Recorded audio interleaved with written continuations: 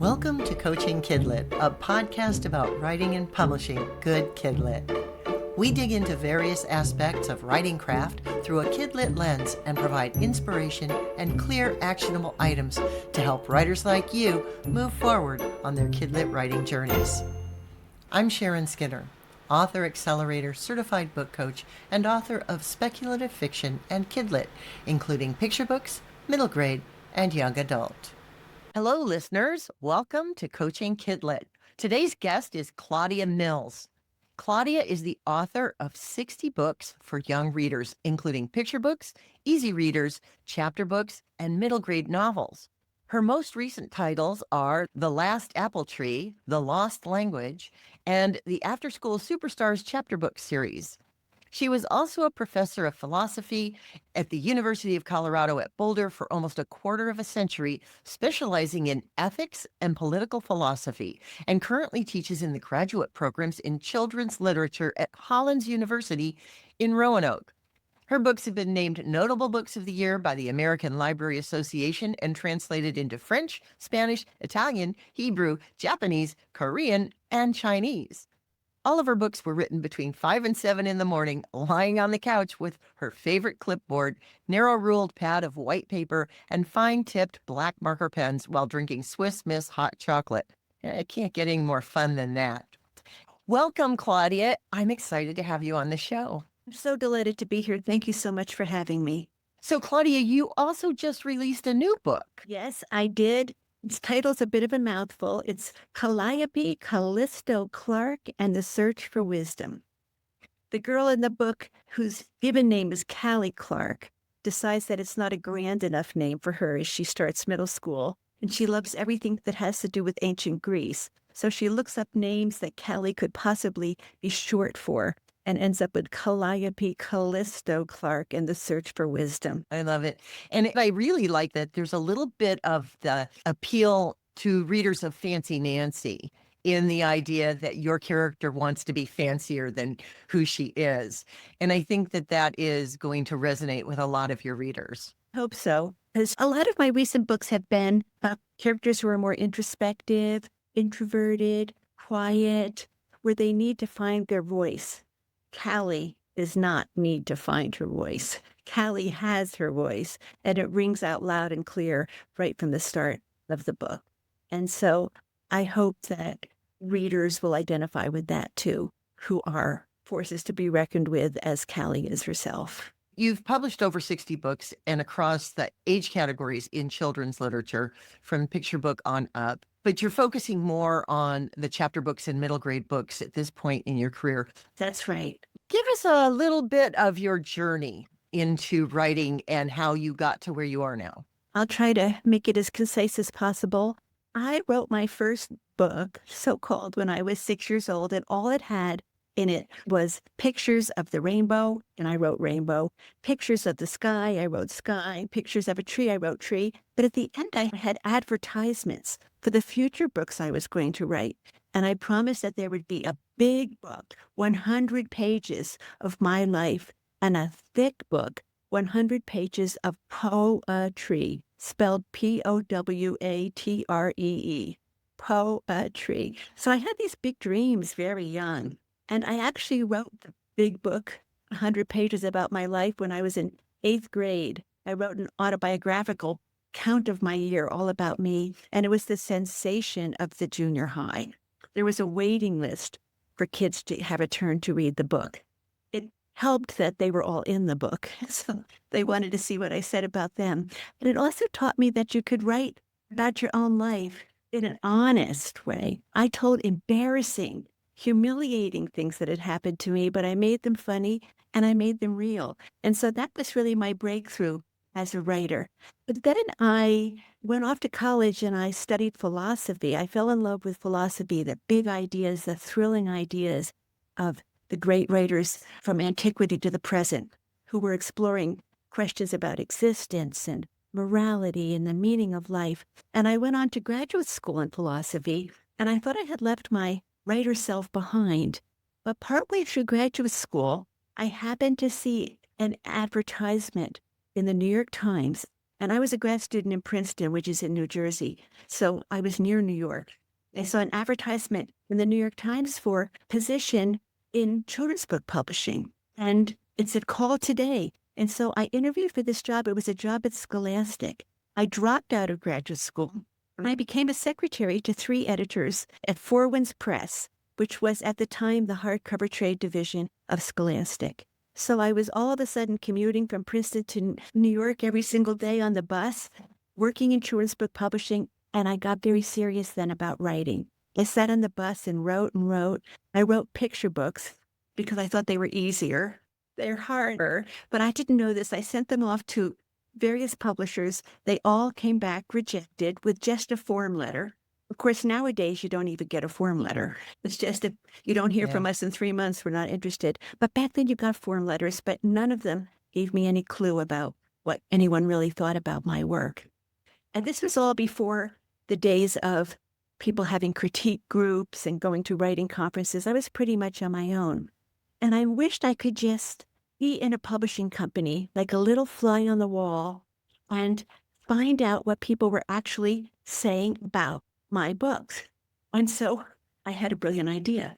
I took one of my little picture books, I mailed it up to Scholastic using a pseudonym so they wouldn't know it was me. And I could sit there and have this ringside seat to see what the fate of my book was going to be. They rejected it, and I had to type the rejection letter to myself. Oh, ouch. I sent them a second book, and I had to type a second rejection letter to myself. But the third time, the editor I worked for came out of her office, handed me my book, and wanted me to read it and tell her what I thought. She wanted my opinion of a book I had written, but she wanted me to type it on my IBM Selectric typewriter to write a little reader's report, which I did. And for the first time, my book, I could see, had some flaws in it. It was not the shimmering, glittering, glorious masterpiece I had assumed it was. I saw that it was too old to be a picture book. The characters were too old. The problems were too serious. The story was too long. It shouldn't be a picture book. It should be a middle grade novel. So I wrote this very compelling report about the story, praising it, of course, but also critiquing it pretty severely. The editor wrote a letter to the author, who was me, but she didn't know it. Richard's secretary, who was me, typed myself. And the letter said, "Dear fake name author, I'm sending you a copy of my reader's report on your book. And if you are willing to reply to these suggestions and revise the book accordingly, I would like to see it again." Well, I took all the advice I had the good sense to give myself.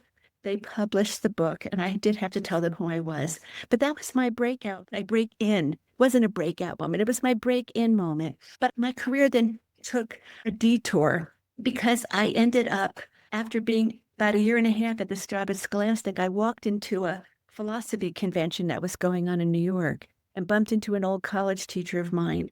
And he was starting up a think tank at the University of Maryland called the Institute for Philosophy and Public Policy. They wanted to hire an editor and a staff writer who had maybe gone to grad school in philosophy but hadn't finished, and had maybe worked in New York in publishing for a while. And I didn't even want the job, but it was my destiny. So I took it and ended up moving to Maryland. I was back in the world of philosophy. I ended up finishing my PhD, all the while publishing children's books. And then my whole career has been intertwined between children's book writing and philosophy, teaching, and scholarship, but all by these accidental moments of seeing that ad in the New York Times and getting that job at Scholastic, and then bumping into the college professor at a conference, and then returning to philosophy. So lots of twists and turns to get me here.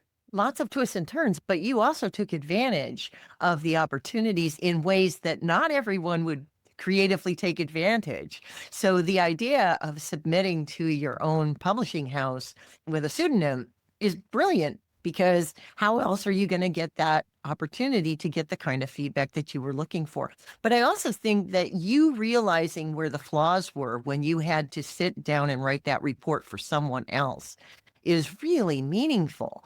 That way of looking at our work through another lens, because we're trying to explain it or discuss it and assess it for a third party. I think that's brilliant. Really made a difference to take off my writer hat and put on my editor hat And of course, we can all try doing that, but it's easier to do it if you actually have an editor hat that you can put on. And of course, the trick for ourselves as writers is to know when to take off any editor hat and just let the story pour out, and then when to put the editor hat back on to have that critical distance, because we don't want to self-edit too soon. We want to allow the story to take its own and honor that part of the process. But then there comes the time when we have to take that hard, cold look at it through what might be almost a stranger's eyes. That's always the balance, right? So that we don't get stuck trying to finagle every word, every sentence, because we're editing as we go. But we want to get the story out of our heads and our hearts and onto the page for the reader first, and then we can make it shine. Mhm.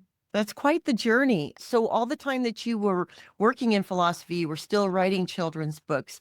So some of that philosophy was creeping into your children's books along the way. Well, both my academic career was informed by my children's book writing, and my children's book writing was informed by my philosophy career. So in my philosophy classes, I sometimes would use children's books. I would read the students The Rainbow Fish, and then we would talk about why the philosopher Nietzsche would have hated that book.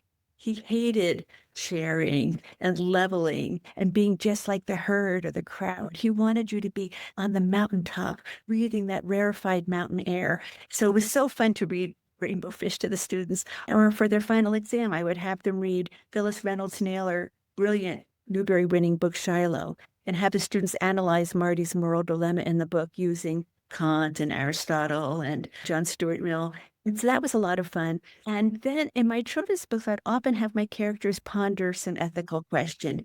And I wouldn't ever want it to be an easy one. I would want it to be a complex and challenging one that I myself wasn't sure about the answer. For example, I have a middle grade novel, Write This Down, about a girl who wants to be a writer. And she faces a dilemma that almost every writer faces. If you write about your own life, even if it's disguised, you are drawing on your own story, but that means some of the characters in your own story are real, living, breathing people. And what you are writing about might hurt them, might embarrass them, might have consequences for them or for your relationship with them, for them to see themselves through your eyes. So how much are you allowed to write about your own life? I didn't even know the answer to that, but I gave it to my character, but she has to face that very choice in writing something about her older brother who hasn't been very kind to her, and she wants to get even with him. But now when she's written this thing and has a chance to publish it, she has to decide this. So I love putting in that kind of ethical question, but only with Calliope Callisto Clark and the Search for Wisdom did I ever have a book where my character actually reads, or sort of reads, some of the great philosophers that I love teaching. So this is where my two lives really come together in this book. So this is a book, long time in the making. Just 40 years. Just a drop in the bucket. Yeah. So let's talk a little bit about Calliope now that you've brought us back around to her, because Calliope is a challenging character. She's got a challenging life. She's a difficult kid. And there are ways that you can make difficult child characters believable and not use stereotypes. Do you want to talk a little bit about the ways that we can do that? Yeah. When I was thinking about this question, there's this famous opening line from Anna Karenina by Tolstoy where he says, and I'm paraphrasing it, all happy families are alike, but every unhappy family is unhappy in its own way. And so I think challenging characters, difficult characters are often unhappy or have some deep source of unhappiness, some sense of loss, some secret fear, some inner demon within them. And it's going to be different for every difficult character because your difficulty of navigating your way through the world comes from the difficult things you yourself are facing. So if you have characters placed in different challenging situations, their character will reveal itself in ways appropriate to those situations. So I think that that helps to have the character be fresh rather than just feel like a stock character. In the case of Calliope, who's so emotional and who's so intense and feels everything more deeply than other people, I have to admit that she's difficult in the same way that I am. And that I was, though I have it under control now, but I did not have it under control When I was in elementary school, I got report card. I got an F in self-control. And throughout high school and early years of, turbulent relationships with romantic partners, I was just so intense. And so I was writing something so close to my heart, and having Callie have that same sort of just over the top joy and sorrow about everything that happens to her. And I also had some self-aggrandizing notions. The way I wrote that book at age 6 with an ad card promising the world that they were going to get the bounty of these wonderful future books from me. Callie has a sense of herself as being the smartest girl in the class, and that's why she's threatened by this boy in the class who's new to the school, who seems every bit as smart as Callie, if not smarter. So I identified so much with her because I did pour myself so much into her character, and I think that helped make her come alive on the page as a distinctive individual. That's a good point. We often include lots of autobiographical information in what we write. And sometimes we hit closer to the bone than others, I think, when we do that. It sounds like this is that book for you. Of course, what I do is, even though Callie has a personality like mine, her life situation is completely different from what I had. Callie's being raised by her grandparents because her parents died in a car accident when she was young. Now, I was certainly raised by my own parents, but they were older parents compared to other people's parents. And she loves her dog. I'm not a dog person at all. So I had to project being a dog lover onto Callie because I wanted to give her something high stake in the book. That's something she cares about so much, her dog.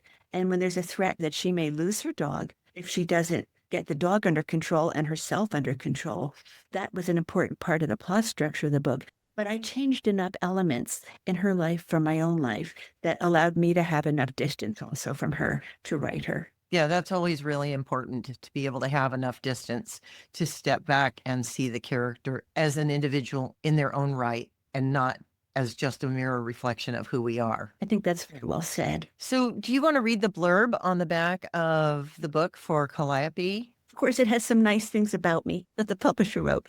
Difficult student Callie joins a philosophy club, seeking the wisdom she needs to keep her beloved but equally difficult dog in this hilarious, heartfelt middle grade novel for underdogs and dog lovers alike.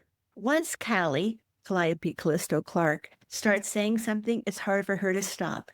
The opinion gets bigger and bigger. Her voice gets louder and louder, and she gets in more and more trouble. She's in trouble with her teacher, who likes order and not Callie. She's in bigger trouble with her grampy, who blames Callie and her dog, Archie, for his ever-rising blood pressure. Then there's the biggest trouble of all. Just one more strike, and Callie could lose her beloved Archie forever. When she turns to Greek philosophy for answers on how to solve her problems, she only gets more questions. What is justice? What is fairness? And as her problems get bigger, so do her questions. Will it be Callie's fault if Grampy has a stroke? And the publisher calls it heartfelt middle grade for misunderstood readers who feel like they're living their own Greek tragedies. I love that. So when you're writing middle grade, a lot of times we don't think about these deeper questions that you're delving into, these philosophical questions about ethics and morality and things like that. We do create conflict for our characters because conflict reveals character. Absolutely, like you were talking about earlier. It's important to give them conflict and show how they react so that we reveal their character in those ways. But I don't think we're always looking for those bigger questions in middle grade in the way that you're approaching them through this philosophical lens. You're right. Well, I think children are naturally drawn to it. One of the first things that preschoolers say is, it's not fair. It's not fair. But what you don't get is that question, well, what do you mean by fair? And what is fairness? And taking that next step to not just try to figure out what is fair and unfair, but what do we even mean by these terms is more challenging. So I think I'm expecting quite a lot of the reader here. But I remember, I think it was Madeleine L'Engle who said, if you're writing about something that's too difficult for adults, then you write it for children, because children are the ones who can step up to face those hard questions. The challenge I had, I wanted Callie to actually encounter some of the words of the great philosophers, but frankly, the books are too hard for even a pretty gifted sixth grader, I think. They're hard and confusing. So that's why I have Callie talk to the school librarian, who's this sort of wonderful hero to her. Her teachers hate if she asks too many questions. The librarian loves when kids ask questions. So he's primed to take the role of being an advisor to a club where he can evoke his own passion for philosophy because it was something he had studied himself, and then kind of tell the kids what the books say in an engaging way. And I took pains to choose some of the most delectable and detachable little bits that could stimulate a good discussion among sixth graders. So by doing that, you are organically integrating educational themes into the story, really philosophy and these questions that the philosophers asked, exposing younger people to that early on is a really great thing. We didn't get exposed to the great philosophers when I was in sixth grade. There's a movement nowadays called Philosophy for Children.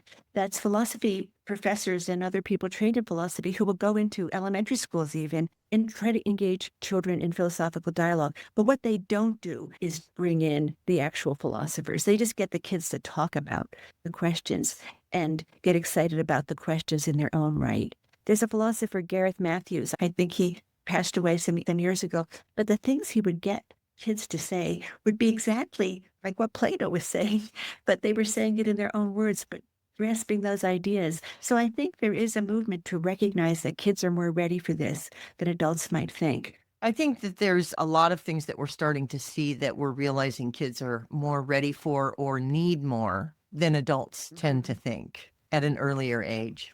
I think there's just 5 chapters where the philosophy club is meeting, and the book has a lot else going on. But I always try to make every discussion in the club bear on something in Callie's own life. So Socrates has been condemned to death by the people of Athens for corrupting the young. How does he corrupt the young? He asks too many questions. And Callie says, it's just like me. And it's worse. They don't call your parents. When it's Socrates, they sentence you to death, and he's supposed to drink this hemlock. And his friends try to talk him into escaping, and he refuses. He thinks that he should obey the law and stay there and drink the hemlock. Well, Hallie's recently been in trouble for having her beloved dog off leash, and policeman has seen her. And so she's living in terror that she's going to get in trouble for having this unleashed dog. And so she's trying to decide, like, she doesn't want to take any penalty for this.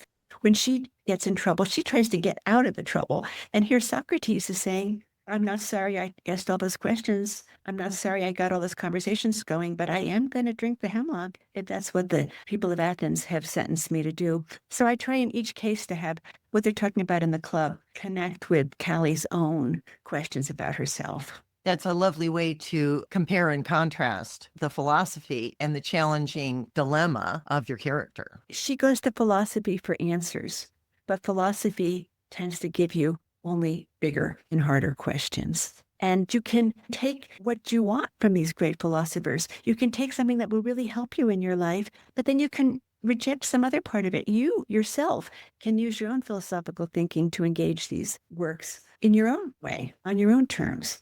So it's not an uncritical, worshipful acceptance of these philosophers.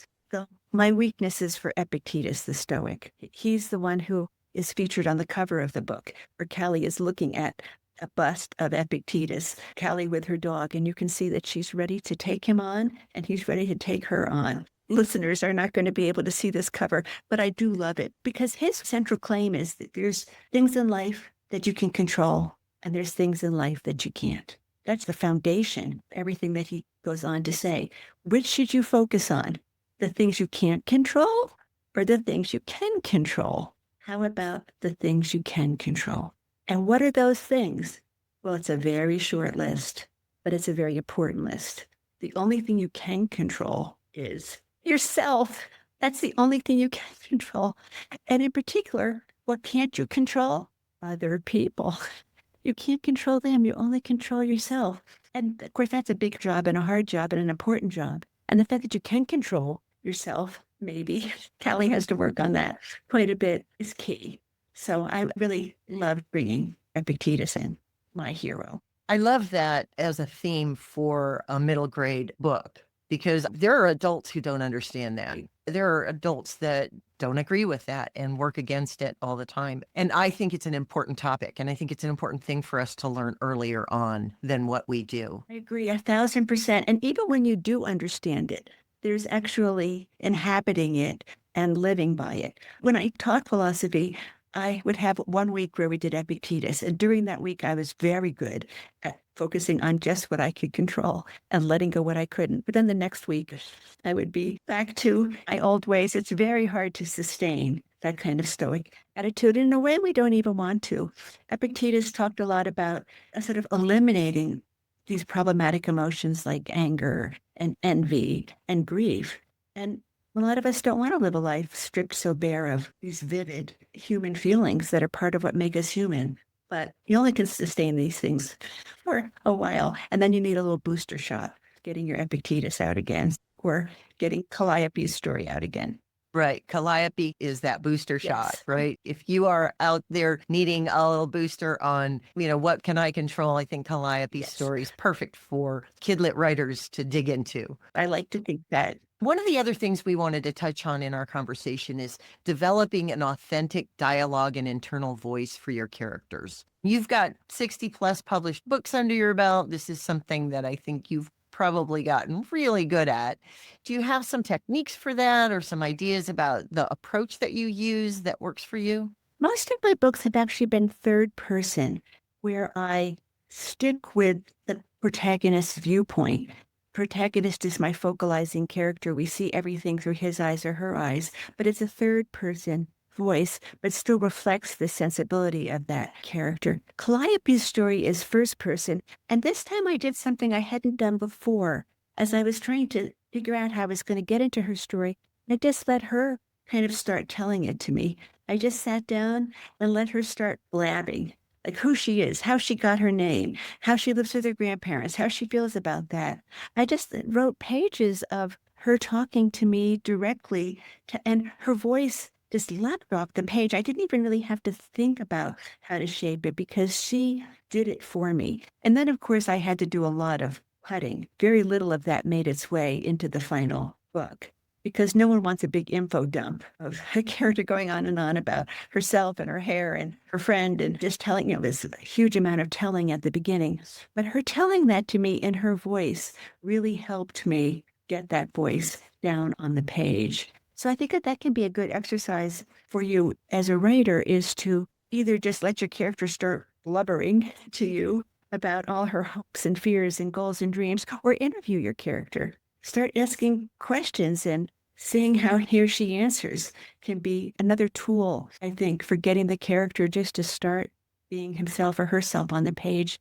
But often I don't really get to know the character until I take the character and put that character in a situation and see how the character responds in the situation. Often they respond, and I think every author has this experience in a way different from what their creator would have thought. And by seeing that, you get another insight into that character. That goes back to what I was saying earlier about conflict reveals character. I'm a writer who I hear their voices in my head. They nag at me until I start to write their stories. I don't know what their stories are. There's these people in my head and I need to get them out of there. And I actually have had an experience with one of my books with one of my characters where it was tough to get to know her. So I just put her in situations and then wrote what happened in those situations. And that helped to reveal who the character was and more about them and their deeper wounds and what their journey needed to be for the story. And I think it's a good exercise to get to know your characters. I am a firm believer in character-driven stories. Those are the ones that I resonate the most with. I know there are plot-driven stories that people love, but you have to have a balance between plot and character. As you say, nobody wants to hear a character just go on and on about themselves and their friends unless there's a story for them to be relating on the way. No, I agree completely. And I'm all about character-driven stories where I have to work harder often to make sure I have enough going on in terms of action and choices and the kind of momentum that comes from one event precipitating another in some catastrophic way. And that's why I felt good about Callie's story, because even though there's so much thought about philosophy, her actual issue, will I keep my dog from being rehomed in the face of my grandparents' threat if I don't get my act together, is very relatable for kids. And the grandparents are not mean. They're just close to 80. The grandmother's already fallen and broken her wrist, tripping over an out of control dog because she's trying to get to the phone because the teacher has called home about Callie's out of control behavior. It's plausible that they would think this is not sustainable as it is. And because they are kindly people, though, Callie carries on so hard, they decide that they're going to give the dog another chance and give Callie another chance. And then there's another disastrous episode. So that's strike 2. But then everyone knows what happens when there's strike 3. Strike 3 just can't be allowed to happen because strike 3, you're out. And so I gave her high stakes. And usually I'm not such a fan of high stakes. And in fact, even my high stakes are not like some authors who have high stakes saving the whole universe from being imploded by some aliens from some other universe. I mean, my stakes are still small, but the love of a child for beloved pet is powerful. And any threat to that relationship is powerful.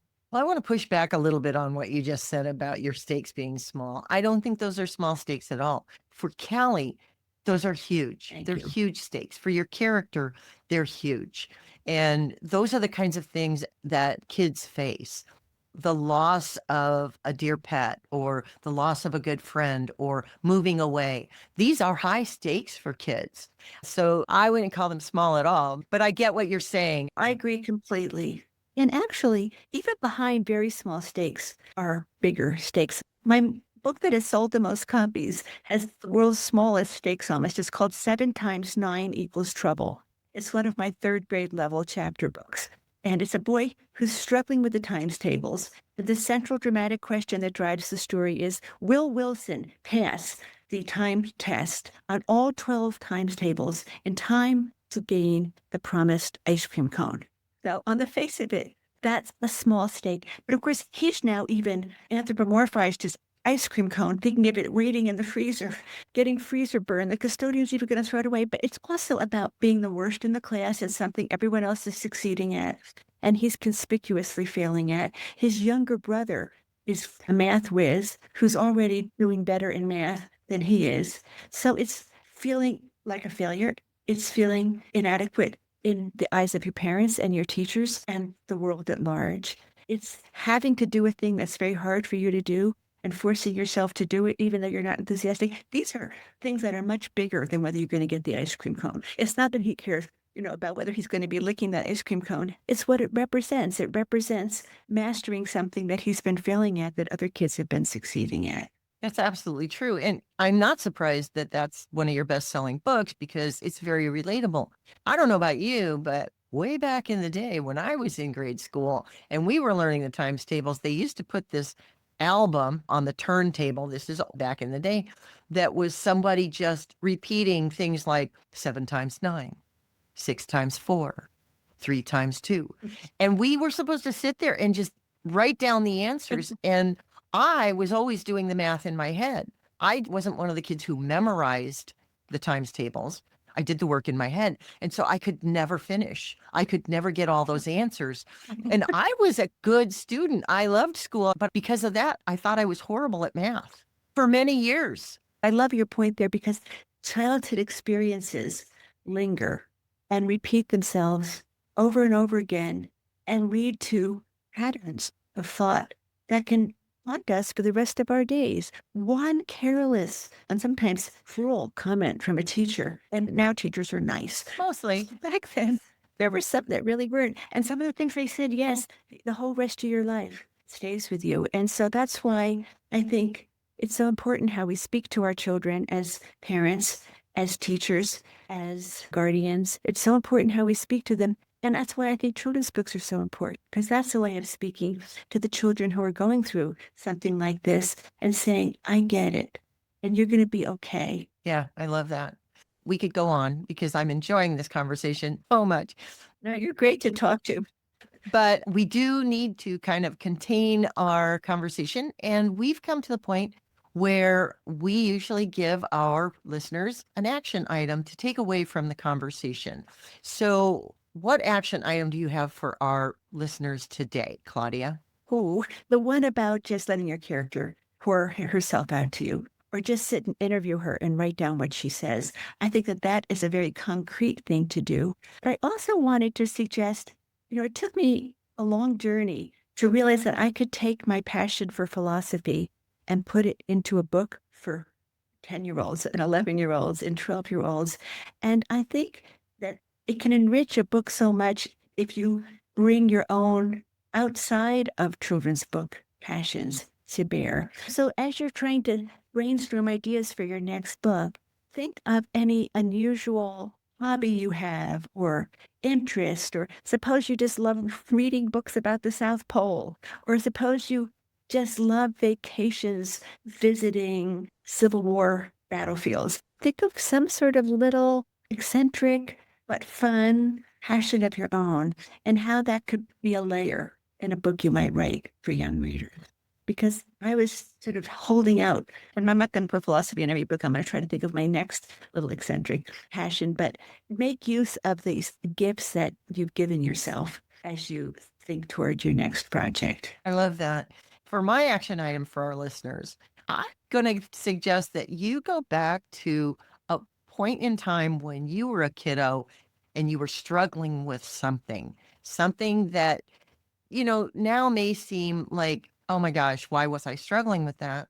But like with me with math, it took me many years to realize I wasn't terrible at math. I don't love math, not my favorite thing. And I still think that that ties back to those terrible ways that I was being taught math when I was a kiddo, because these timed tests of a voice telling you these problems that you had to solve on the fly and then failing to finish every time was not good for me. It was not good for my sense of self-esteem, and it was not good for my thinking about math. I despised math for many years. It wasn't until I grew up and learned that math is important and there are ways that I can learn to use it. So I would recommend that you go back in time and think of a time when you were struggling with something like that, where you just weren't good at it. And maybe that's one of the problems that you can give to the character in your book. Find that pain point from your past. And if you have that voice in your own head that you still can't shut up, let the character in your story hear that voice in his head. And maybe as he learns to shut up that voice, maybe it'll help you do it too. I often learn in my own life something from watching my own characters take on my own problems and do better with them than I ever did. Reading and writing are very cathartic exercises. Claudia, tell us where else we can find you out in the world, in social media or your website. Where can we best connect? If you just look up my name, Claudia Mills, I come right up. So it's www.claudiamillsauthor.com. And I am on Facebook, and I'm a little bit on Instagram, the Blue Sky, but I'm very easy to find. And I'm the kind of person who puts my actual email and my actual address. Go ahead and contact me if you want to. That's lovely. Claudia, it has been lovely to talk to you. And I really appreciate your hosting me here. It's just so wonderful to talk to writers together about craft and share this with other people who are on the writing journey along with us. Absolutely. And thank you for being here and sharing your journey and all of the information. I've written down the titles of several of your books that I haven't read that I really want to go and read now. And I appreciate the topics that you explore for kiddos and the importance of that. So thank you for being here and sharing with our listeners. I know they're going to enjoy this episode. And bye for now. Bye-bye. We hope you've enjoyed this episode of Coaching Kidlit, a writing and book coaching podcast for writers who want to level up their Kidlit game. For more episodes, visit coachingkidlit.com. And to find out more about what a book coach can do for you, visit my website, bookcoachingbysharon.com.